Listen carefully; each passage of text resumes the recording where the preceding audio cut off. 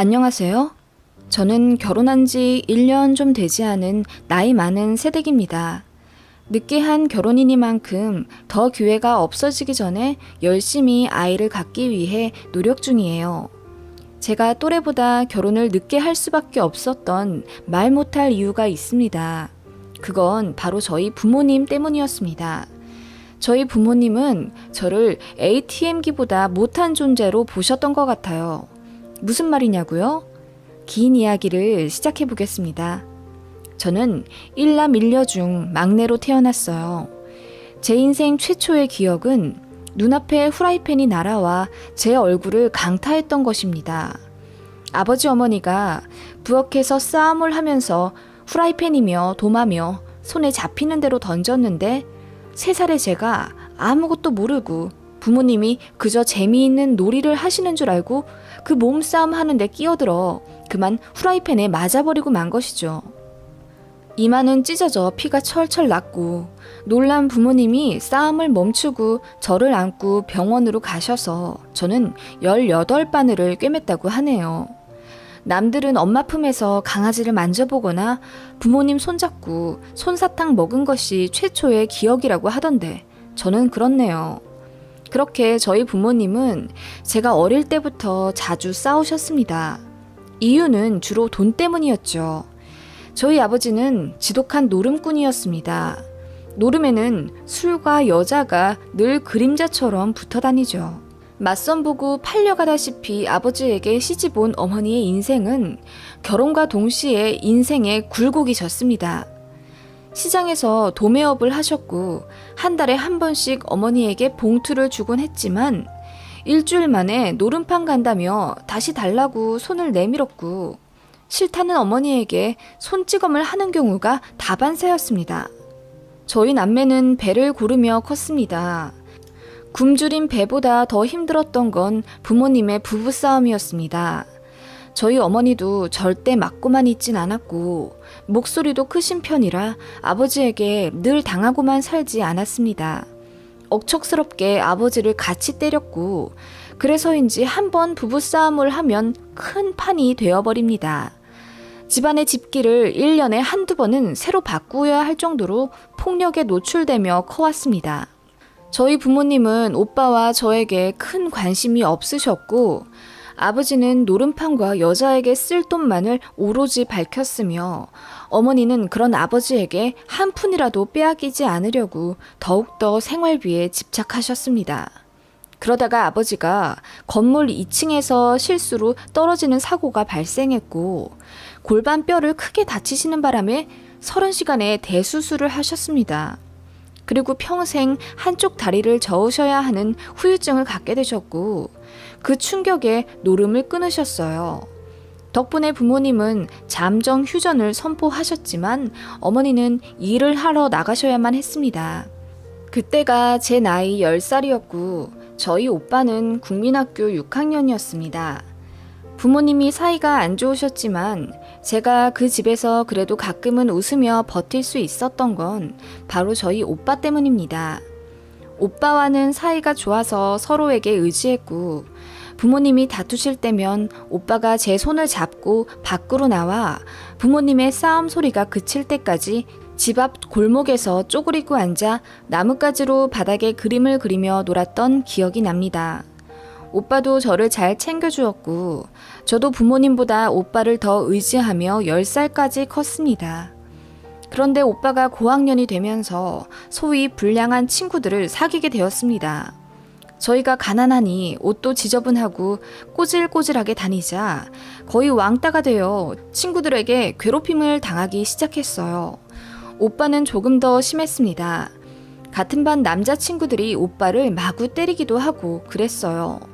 그러다가 오빠가 우연히 동네 불량 청소년들이랑 안면을 트면서 같은 반 친구들이 그걸 보고 오빠를 무서워하며 더 이상 괴롭히지 않았고 그 이후로 오빠는 생존을 위해 불량한 친구들과 어울리며 다니게 되었습니다. 오빠 덕분인지 저도 괴롭힘은 간신히 면했지만 동네 친구들 부모님은 항상 저희를 볼 때마다 혀를 쯔쯔 차셨고 저랑 놀지 말라고 자신의 자식들을 단속시켰습니다. 그래서 저는 괴롭힘은 당하지 않았지만 지독하게 외롭게 국민학교를 졸업하게 되었습니다. 중학교에 올라가서도 별반 다르지 않았습니다. 항상 외롭게 다니던 어느 중3 때 우연히 어떤 친구와 친해졌습니다. 그 친구는 너무나 착했고 저를 잘 이해해 주었어요. 그 친구는 저에게 세상을 알려주었습니다. 저는 우리 동네 말고는 잘 알지 못했는데 그 친구는 어릴 때부터 부모님을 따라 중국이며 호주 여행도 했었고 서울에서도 잠깐 살아서 그런지 세련됨이 묻어난 친구였습니다. 저는 그 친구를 동경하게 되었고 친구 덕분에 세상에 눈을 뜨게 되었어요. 친구와 도서관을 다니며 책을 읽었고 공부 습관이 잡히지 않았던 저는 뒤늦게 학업에 재미를 붙였습니다. 그 결과 바닥이었던 성적은 어느새 전교 10등 안에 들게 되었고 친구와 손을 잡으며 꿈을 그려나가기 시작했어요. 그렇게 열심히 공부는 했지만 저는 집에 오면 온갖 살림을 다 도맡아 해야만 했습니다. 엄마는 일하시느라 새벽부터 밤까지 집에 없으셨고 제가 아버지 식사와 빨래, 청소까지 맡아야 했어요. 집안일이 제대로 안 되어 있으면 엄마는 밤늦게라도 제 머리끄댕이를 잡으시며 등짝을 때리셨습니다. 그때는 제가 진짜로 잘못한 줄 알았는데 지금 생각해보면 엄마의 화풀이 대상이 저였던 것 같아요. 그때 저희 오빠는 다니던 고등학교에도 잘 안 가고 집에도 잘 안 들어왔습니다. 엄마가 저에게 오빠 책임지고 학교 다니게 하라고 압박을 주셨고 저도 오빠에게 눈물로 호소를 하며 제발 졸업만 하라고 빌었지만 오빠는 결국 퇴학을 당했어요. 그쯤 저희 집도 가게가 확 기울었습니다.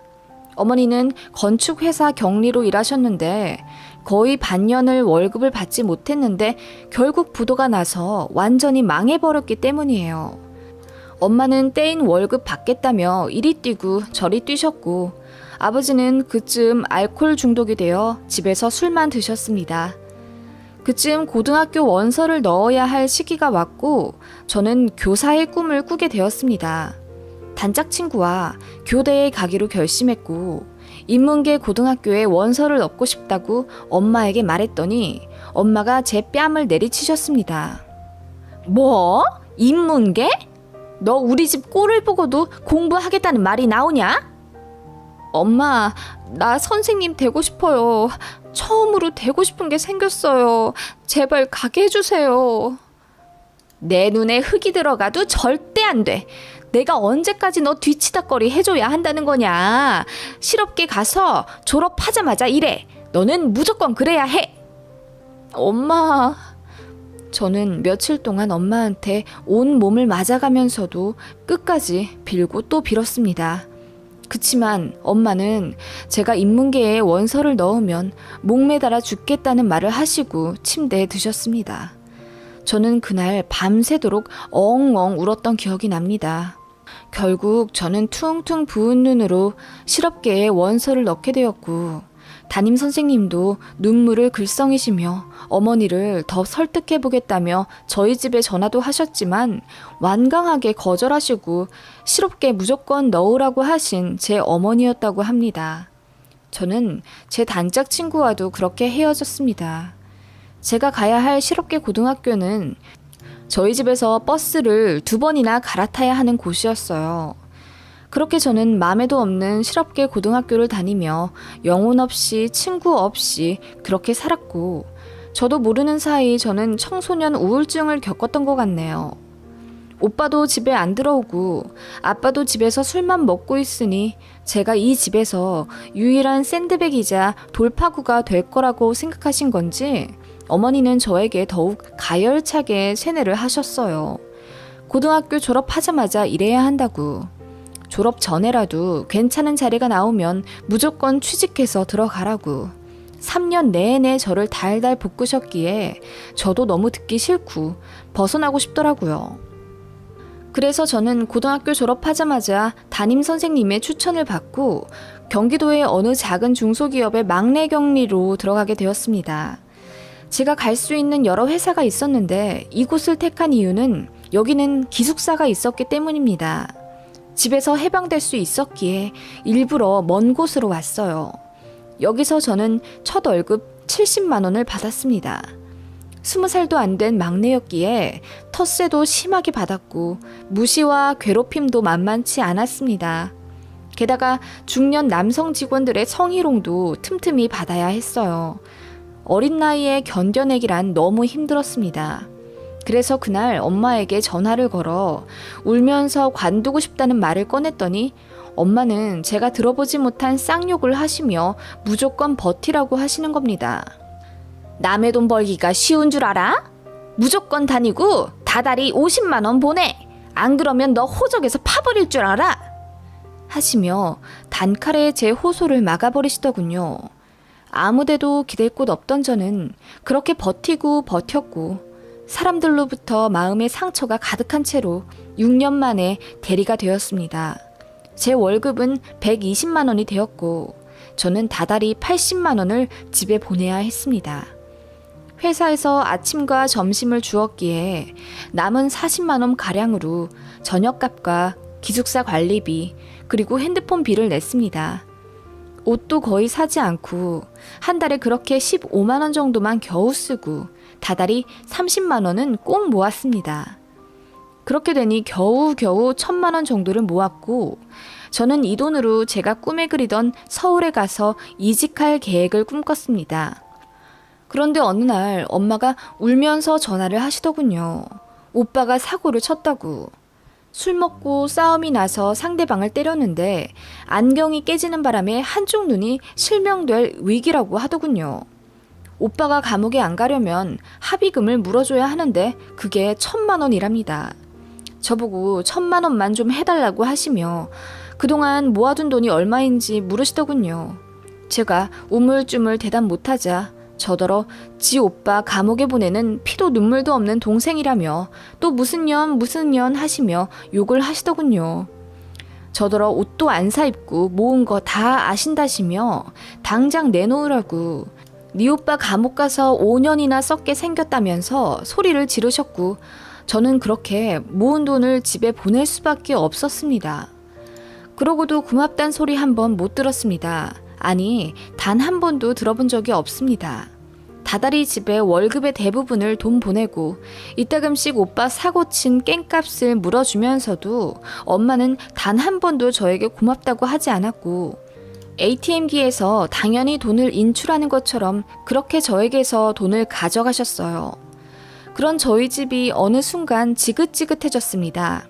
아마도 뒤늦게 사춘기가 왔던 것 같습니다. 휴가를 내면 항상 집에 내려갔는데 그해 여름은 집에 가기 싫더군요. 엄마가 왜 안 오냐고 닥달하셨을 때 저는 처음으로 대들었습니다. 이번 휴가에는 저도 놀고 싶다고. 그랬더니 전화로 욕하시며 돌아버린 년이라고 집에 와서 집안일도 하고 엄마 쉬게 할 생각은 안 하고 놀려고만 한다며 제가 제정신 아닌 딸년이라고 하시더군요. 그 말에 가슴이 두근거려 숨도 쉬지 못했지만 저는 그냥 전화를 끊어버리고 서울 가는 티켓을 샀습니다. 그렇게 저는 처음으로 서울에 놀러갔어요.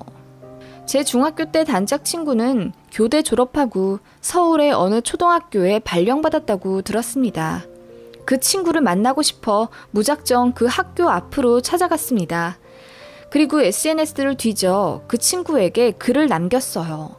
그리고 반나절을 기다려 기적적으로 중학교 때 그 단짝 친구를 만났습니다. 저희는 상봉하자마자 울면서 서로를 끌어안았고 어떻게 지냈냐며 서로의 안부를 물었습니다.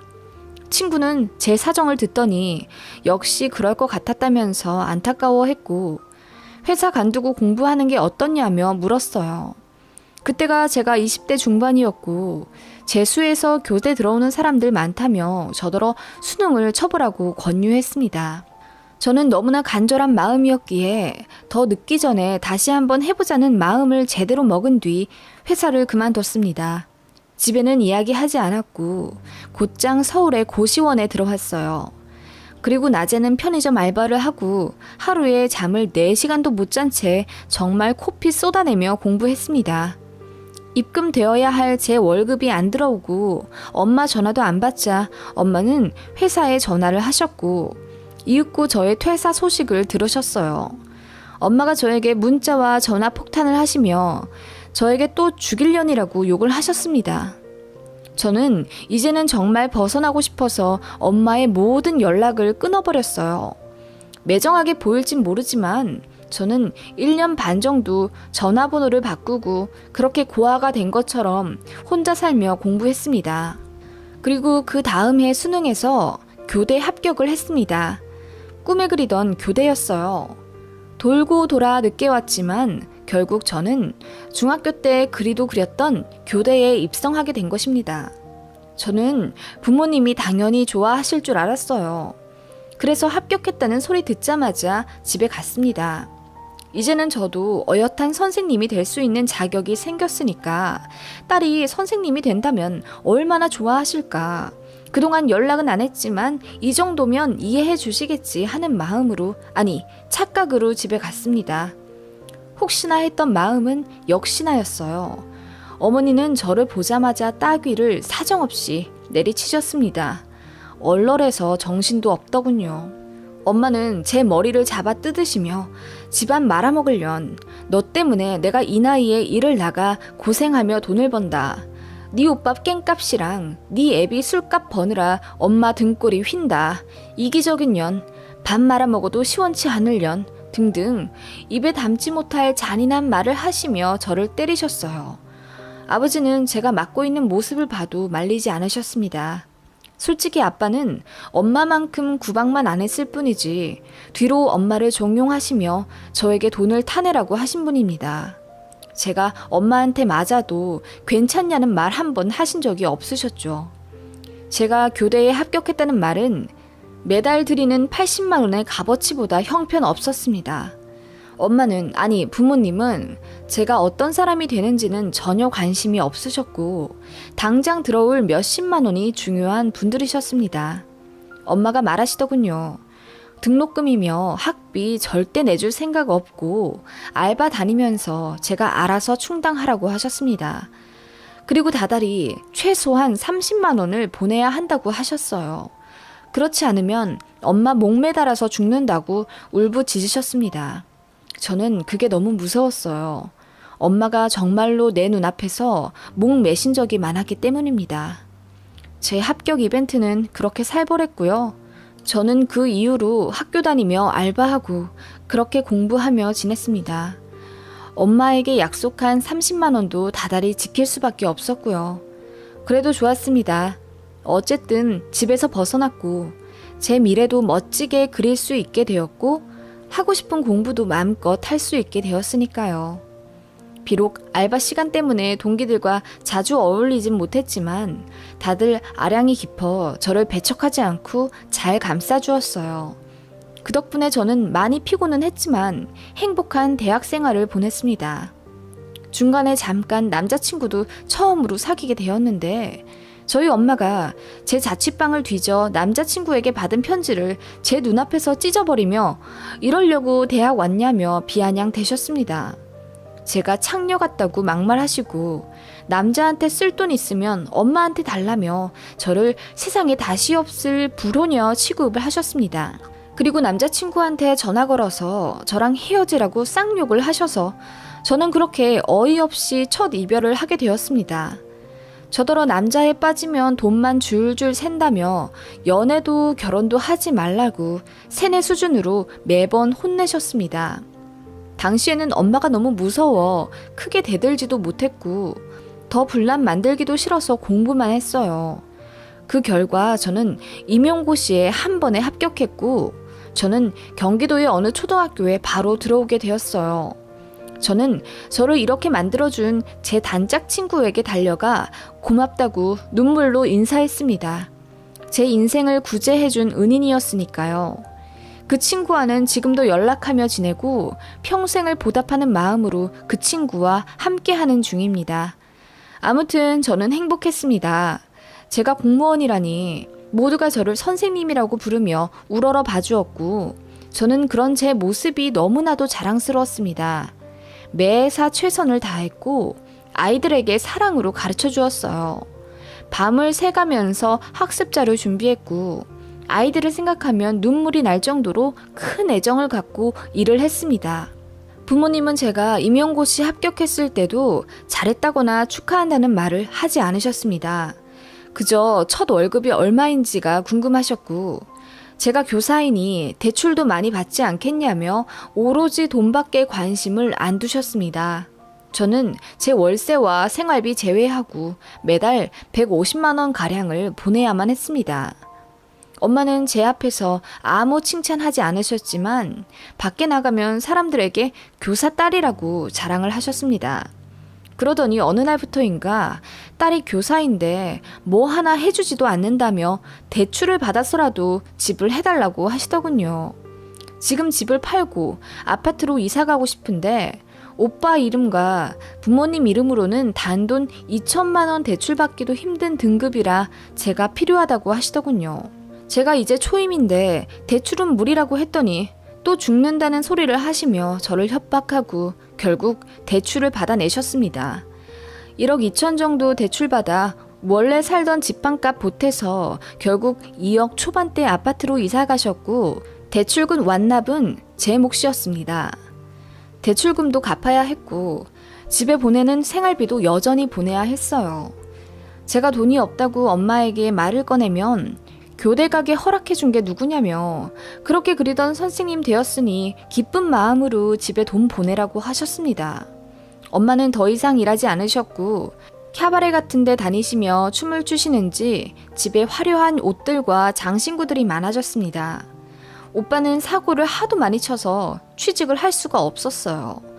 간간히 배달 일은 나갔지만 그마저도 귀찮다며 나가지 않았고 반백수로 지냈습니다. 그렇다 보니 제가 다달이 보내는 생활비가 생명수였고 저도 그걸 알기에 외면할 수 없었습니다. 참 이상해요. 그렇게도 그리던 교사가 되었고 아이들과 마주하는 행복이 너무나 커서 눈물이 날 지경인데 제 속은 점점 곪아가는 게 느껴졌습니다. 어느 날부터인가 눈 감고 머리를 감는 게 두려워졌습니다. 눈을 감으면 죽을 것 같은 느낌에 세수조차 하기가 어려워졌고 숨쉬기도 힘들어졌어요. 병원 이곳저곳을 가본 결과 저는 우울증과 공황장애 진단을 받았습니다. 제 나이 36살이에요. 저는 35살 때까지 그렇게 쉬지 않고 앞만 보며 달려왔고 제 자신 돌아볼 틈도 없이 집에 돈을 보내가며 저 자신을 위한 꾸밈 한 번 없이 살아왔던 겁니다. 제가 할 수 있는 여가라고는 이따금씩 친구들과 커피와 밥 한 번 하는 게 다였고 취미생활도 저에게 사치였죠. 게다가 엄마로부터 지속적인 폭언 그리고 폭행을 받으며 살아왔던 것이 결국 저에게 크나큰 병이 된 것입니다. 의사 선생님의 소개로 어느 상담사 분을 연결받아 그날부터 2주에 한 번씩 상담을 다니기 시작했습니다. 제가 부모로부터 지속적인 정서적 학대와 엄마의 지독한 가스라이팅 피해자라고 하시더군요. 벗어나야 행복해질 수 있다는 상담 선생님의 말에 하염없이 울었습니다. 그때 제 위치를 제대로 알게 된 것 같아요. 많이 고민하다가 집에 찾아가서 엄마에게 말했습니다. 저도 이제는 제 자신을 위해 돈을 쓰고 싶다고. 한 번의 생활비를 안 보내드릴 수는 없겠지만 줄여가겠다고 했더니 엄마가 예상대로 제 등짝을 세게 때리시곤 욕을 하시며 돈 안 보내면 학교에 찾아가겠다는 둥 협박을 하셨습니다. 그때 저도 화가 나서 처음으로 대들었어요. 찾아오세요. 찾아와서 마음껏 행패 부리시고 저 잘리게 하세요. 그러면 단돈 10만 원도 못 보내드릴 텐데 괜찮겠어요, 엄마? 엄마가 좋아하는 돈 계속 받으시려면 저 학교 다녀야 하는데 어떻게 하실래요? 네? 했더니 공부 잘했다고 잘난 척 하는 거냐며 저더러 말 한 번 잘한다고 하시더니 그럼 한 달에 50만 원이라도 보내라고 하시더군요. 저는 그때그때 상황 봐서 제가 알아서 보낼 거고 명령하지 말라고 단호하게 말씀드렸습니다. 오빠도 일할 수 있고 엄마도 아직 일할 나이가 되는데 왜 제가 다달이 보내드려야 하냐며 처음으로 소리 지르며 크게 대들었고 대출금 현재 5천만 원 정도 남았는데 그냥 안 갚고 경매 넘겨버릴 수도 있다고 화를 냈습니다. 아마도 몇십 년 동안 참고 참았던 서름이 터진 듯 했어요. 엄마가 제 이런 모습을 처음 보셨는지 당황하시곤 알겠다고 하셨고 저는 펑펑 울며 집을 나왔습니다. 제가 길 가면서 우니까 사람들이 쳐다보는데 왜 그렇게 마음은 편했는지 모르겠어요. 저는 그날 이후로 다달이 집에 보내야 하는 돈에 대한 압박에서 처음으로 벗어나 저를 위한 쇼핑을 제대로 했습니다. 백화점에서 원피스 3벌을 사고 미용실 가서 염색도 했어요. 그동안은 돈 아낀다고 미용 재료상에서 7,000원 주고 산 염색약으로 집에서 했었거든요. 처음으로 대접받으며 편하게 염색하니까 참 좋대요. 그리고 퇴근하고 운동을 하기 시작했습니다. 헬스클럽 PT도 끊고 테니스도 시작했어요. 테니스 시작할 때 복장이며 테니스 채며 돈 들어갈 게 많더군요. 그래도 웃으며 돈 썼습니다. 처음으로 저를 위한 소비였으니까요. 저는 그렇게 퇴근 후에 테니스 동아리를 다니며 운동을 했고 거기서 너무나도 좋은 남자를 만났습니다. 저는 그동안 연애를 제대로 해본 적이 없습니다. 제 입으로 이야기하기는 부끄럽지만 그래도 예쁘장하고 단정한 외모 덕분인지 살면서 고백받은 적은 10손가락이 넘지만 엄마의 방해와 마음의 여유가 없어 늘 바쁘다는 핑계로 거절했어요. 솔직히 살면서 호감 가는 남자가 왜 없었겠습니까? 그런데 연애가 저에게 사치라는 생각이 20대에도 늘 머릿속에 박혀 있었습니다. 엄마가 그랬거든요. 연애하면 전부 돈이라고. 그 돈 집에 주는 게 저에게 이롭다고. 결혼할 필요도 없다고. 결혼해봤자 엄마처럼 살지 않겠냐면서 평생 결혼하지 말고 혼자 돈 벌며 살라고 하셨어요. 대학생 때 엄마가 회방 놓고 떼놓았던 첫 남자친구와의 이별 트라우마도 있었고요. 아무튼 테니스 동아리에서 만난 그 남자는 저보다 연하였고 독실한 기독교 신자였으며 주말마다 봉사를 다니는 공공기관 합격하여 입사한 지 얼마 안 된 건실한 청년이었습니다. 운명적으로 서로에게 이끌렸고 자연스럽게 교제하게 되었어요. 집안이 화목해서 그런지 그 남자는 저와는 다르게 그늘 하나 없이 항상 밝았어요. 그리고 자격지심이나 열등감 따위는 전혀 없어 보였습니다. 저는 그 사람에게 참 많은 것을 배웠어요. 마음의 여유를 가지는 법, 계산하지 않고 사람을 대하는 법. 그동안 어머니로부터 너무 많은 핍박을 받았기에 저는 늘 사람을 의심하고 속으로 계산하며 살았는데 그 남자와 함께 하면서부터 마음이 자유로워졌습니다. 뾰족했던 제 마음은 어느새 둥글둥글해졌고 저 자신을 스스로 찾을 수 있는 방법을 비로소 알게 되었습니다. 그렇게 도와준 그 남자를 저는 가슴 깊이 사랑하게 되었어요. 그 와중에도 저는 그대로 다달이 집에 50만 원씩은 꼭 보냈습니다. 말은 안 보내겠다 큰 소리 쳐도 엄마가 늘 앓는 소리를 하셨기 때문입니다. 오빠가 다리가 저려서 배달을 못 나간다, 엄마가 머리가 아파서 일을 관뒀다 등등. 저는 이제는 큰 소리치며 집에 일할 수 있는 사람이 둘이나 되고 집 대출금도 내가 내는데 알아서 하라고 말은 했지만 마음 한켠이 너무 무겁더라고요. 평생 엄마한테 세뇌받으며 살아왔기 때문에 단칼에 벗어나기가 쉽지 않았습니다. 아무튼 그렇게 테니스 동호회에서 만난 남자친구와 교제를 하고 어느새 결혼 이야기도 나왔습니다. 저는 프로포즈 받기 전 모든 것을 밝혔습니다. 제 성장 과정, 일하면서도 돈을 보내야만 했던 제 집안 사정까지. 남자친구는 모든 것을 다 이해한다면서 저를 감싸 안았고 저는 그 남자와 안정적인 미래를 꿈꾸게 되었습니다. 그렇게 결혼을 하기로 결심했고 양가에 결혼하고 싶다고 알렸습니다. 남편 쪽에서는 처음부터 저를 좋아하시며 대환영해 주셨지만 저희 집은 달랐습니다. 제가 결혼한다고 하니 엄마가 처음으로 한 말은 이랬습니다. 그 남자 얼마 버는데? 제가 그 소리를 듣고 지긋지긋해서 공공기관 들어간 지 얼마 안 되어서 월급이 많진 않을 거라고 했더니 그럼 집은 누가 해주냐고 물으시더군요. 남편 쪽에서 집을 해주신다고는 했지만 일부러 엄마에겐 사실대로 말하지 않았고 아마 제가 대출 받아야 할 거라고 반반 해서 가지 않을까 했더니 노발대발 하시며 그러면 절대 안 된다 하시는 겁니다. 남자가 나이가 어리다, 생긴 게 기생 오래비 같다 등 말도 안 되는 걸로 트집을 잡으시더니 돌고 돌아서 하신 말은 결국 이거였습니다. 너 그 남자랑 결혼하면 들어갈 돈이 얼마나 많은데 이제 우리한테 돈 한 푼 해주기도 눈치 보일 거 아니야? 엄마, 자식이 결혼한다는데 뭐라도 해줄 생각을 하셔야 하는 게 부모 아니에요? 그랬더니 순간 하늘에 별이 보였습니다. 엄마가 있는 힘껏 제 뺨을 내리치셨어요.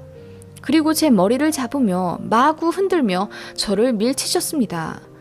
이게 아주 미쳐가지고 가정마다 다 사정이 있는 법이다. 우리 집은 네가 가장이고. 엄마, 왜 또 때려요? 제가 뭘 잘못한 게 있다고 이렇게 때리고 돈 가져가세요? 엄마가 그럴 자격이 있다고 생각하세요? 내가 널 어떻게 키웠는데 진짜 우리 버리고 그 집 시집 갈 거냐? 엄마 얘기 더 듣기 힘들어요. 결혼할 거예요. 그렇게 내뱉듯이 말해버리고 저는 일어났습니다. 그랬더니 엄마가 울고불며 저를 붙잡으시더군요. 너 결혼하면 우리는 그냥 죽어버릴 거다. 엄마, 대체 왜 이래요? 결혼 안 한다고 말해? 그 말 하기 전까지 우리는 밥 한 숟갈 안 들 거야. 그냥 죽어버릴 거야. 하시더니 커튼을 돌돌 말아 목에 감으시려고 하는 겁니다. 순간 트라우마가 떠올라 제가 머리를 감싸지며 주저앉았고 엄마가 저를 안으시며 제발 결혼하지 말라고 비시더군요. 그냥 이렇게 우리랑 살자. 결혼하지 마라. 세뇌하듯이 제 귀에 속삭이시길래 바로 뛰쳐나왔습니다. 그 다음 날부터 제 전화기는 불이 났습니다. 어제도 밥을 한 끼도 안 먹었다는 내용, 가족들 살리고 싶으면 당장 결혼 그만두라는 말, 심지어 냉장고에 있는 음식들을 모두 꺼내 싱크대에 들이붓는 영상도 보내셨더군요. 그 영상을 보고 나니 구역질이 나왔어요. 딸의 행복은 안중에도 없이 그저 다달이 들어올 돈에만 혈안이 되어서 이렇게 자식 앞길을 막다뇨. 예비신랑이 성에 안 차서 반대를 했으면 자식에 대한 관심과 사랑일 테니 차라리 행복하겠더라고요. 이제 정말 이 집과 연을 끊고 싶다는 마음이 들었습니다. 그동안 제가 얼마나 힘들었는지 관심도 없고 그저 착취만 당했던 지난날이 억울해 미치겠더라고요. 이제야 알게 되니 다행이라고 해야 할지 미련하다고 해야 할지는 모르겠지만 저는 너무 속상해서 예비신랑을 붙잡고 하소연하며 엉엉 울었습니다. 예비시댁에 제 사정을 말씀드리기가 너무 죄송스럽고 패기치는 것 같아 마음이 안 좋았는데 예비신랑이 시댁에 잘 말해뒀더라고요. 그래서 예비시댁에서 저를 부르셔선 제 손을 잡으시군 무조건 제가 행복할 수 있는 방향으로 걸어가라고 묵직한 조언을 해주셨습니다. 시댁 신경 쓰지 말고 제가 하고 싶은 대로 하고 마음이 편한 게 우선이라고 하시며 저를 이해해 주셨기에 저는 그만 눈물을 펑펑 쏟고 말했습니다. 저는 그렇게 결심했습니다. 친정과 연을 끊기로요. 친정엄마한테 전화를 했습니다. 전화 받자마자 하시는 말씀. 결혼 안 할 거지? 안 한다고 전화한 거지? 역시 내 딸이다. 하시더군요. 저는 심호흡 한 번 하고 다 말했습니다. 엄마는 그동안 나를 학대한 거라고. 실업계 고등학교에 간 이후로 내 인생은 없었으며 20대 중후반에 겨우 찾은 내 인생을 다시 빼앗길 순 없다고 말했습니다. 집에 보내야 할 돈 때문에 내 옷 하나 제대로 못 사고 버스비가 아까워 8정거장을 걸어가며 출퇴근해야 했던 제 어린 20대를 생각하면 그저 눈물이 나온다. 나는 할 만큼 했다. 늦었지만 내 꿈도 이뤘고 인생을 같이 걸어가고 싶은 동반자가 생겼으니 이제 엄마의 허락이 아닌 통보를 하겠다고 했습니다. 그랬더니 노발대발 하시며 저보고 근본 없는 연이라면서 욕하시고 제가 되먹지 않았다고 소리를 지르시더군요. 근본이요? 네, 그러고 보니 근본 없는 게 맞긴 맞네요. 뭐? 너 엄마한테 이럴 수 있어? 네가 어떻게 이래? 엄마, 밥 잘 드신 거 잘 알고 있어요. 며칠 내내 굶으셨으면 이렇게 소리를 쩌렁쩌렁 지르실 수 있겠어요? 아니, 그건... 이제 저한테 연락하지 마세요. 오랜 시간 생각해봤는데 어른이라고 다 같은 어른 아니고 부모라고 다 같은 부모 아니더군요. 엄마는 저를 사랑한 게 아니라 돈 벌 수 있는 제 몸뚱아리를 사랑하신 거였네요. 그죠? 학교 찾아오시면 경찰 부르면 돼요. 요즘 초등학교에 외부인 함부로 침입했다가 징역 살아요. 감수하실 거면 쳐들어오셔도 되고요. 예, 일단 진정하고 엄마랑 얼굴 보고 얘기하자. 엄마, 이제 싫어요. 그만할래요, 다.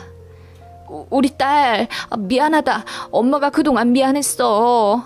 하시며 우시는데 그만 마음이 약해질 뻔했지만 저는 그냥 전화를 끊어버렸어요. 그리고 그 다음날 전화번호도 바꾸어 버렸습니다. 친정엄마가 집에도 2번 찾아오셨는데 문을 절대 열어드리지 않았어요. 그렇게 아이의 친정과의 교류를 끊어버리니 처음엔 가슴이 찢어질 듯 아팠는데 시간이 지날수록 뭔가 개운해지더군요. 상담 선생님이 말씀하시길 짧게 요약하자면 저희 엄마가 심한 나르시스트 성향의 사람이며 저는 긴 세월 동안 가스라이팅 대상이었다고 하시더군요. 행복을 찾으려면 스스로 단호해져야 한다시며 저를 많이 도와주셨습니다. 저는 현재 신랑과 결혼한 지 1년 좀 되지 않았습니다. 시댁은 저를 친딸처럼 여겨주시며 아껴주시고 저를 항상 애틋해 하십니다. 집도 미리 마련해 주셨어요. 사실 혼인신고를 먼저 했고요. 결혼식은 그 이후에 소박하게 몇 분만 초대해서 했습니다. 친정엄마는 이따금 제가 다니는 학교로 전화하셨고 저는 바로 끊어버렸는데 그마저도 못하게 되셨습니다. 제가 다른 초등학교로 전근을 가게 되었거든요. 물론 알아보면 근무처 알 수는 있으시겠지만 친정으로부터 더 이상의 연락은 없었습니다. 그나마 다행이라고 생각합니다. 신혼집은 12억짜리 아파트고 공동 명의로 등록해 주셨습니다. 살던 집은 정리하고 들어오지 말고 그냥 전세 주고 저보고 갖고 있으라 하시더군요. 정말 부모님보다 더 부모님처럼 저를 소중히 여겨주시니 황송하고 더 잘해드리고 싶은 마음밖에 없습니다. 남편은 정말 성실합니다. 저도 꾀부리지 않고 매사 열심히 하는 성격이긴 한데 제 남편에 비해 저는 세 발의 피라는 것을 깨달았어요. 일도 참 열심히 해서 능력도 있고요. 성격도 얼마나 유쾌한지 남편과 함께하는 시간 동안 내내 웃게 됩니다. 참 좋은 사람이에요. 모두들 저희 보고 하늘에서 내려준 인연이라고 하는 걸 보면 잘 어울리긴 하나 봐요. 저희 집 생각하면 솔직히 마음 한구석이 무겁고 제가 정말 잘한 짓인지 모르겠지만 제 사정 아는 친한 친구들 몇 명과 시댁 그리고 예비신랑 모두 잘했다고 하는 걸 보면 저 정말 잘한 거 맞겠죠? 긴 글 읽어주셔서 너무 감사드려요. 여러분은 늘 행복하시길 바랄게요.